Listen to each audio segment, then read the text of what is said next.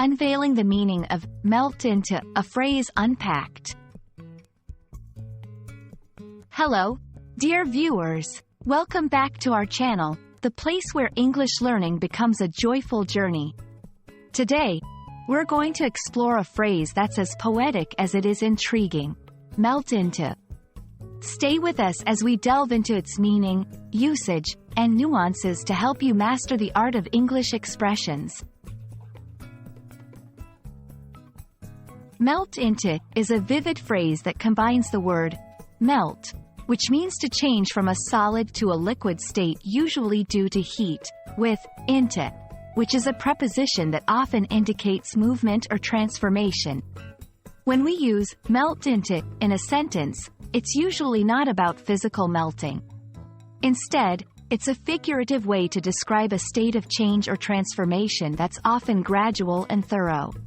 For instance, when someone says they melt into a crowd, they're describing blending in so well that they become indistinguishable from the others. It's as if they've become part of the collective, losing their individual outline. To give you a better grasp, let's look at how melt into can be used in everyday language. Emotional contexts. She melted into tears at the touching scene, conveys a sudden and complete giving in to emotion. Physical affection. They melted into each other's arms, suggests a deep and comfortable embrace. Scenery or art.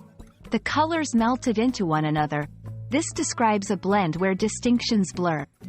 Each of these examples showcases a different aspect of melt into, whether it's emotional, physical, or visual.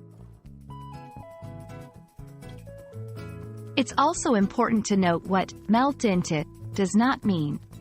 It's not used for literal melting, like ice cream in the sun, and it shouldn't be confused with melt down, which can mean to undergo a severe emotional breakdown. Context is key when using this phrase.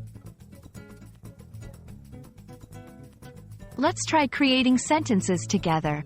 I'll start, and you finish it in the comments.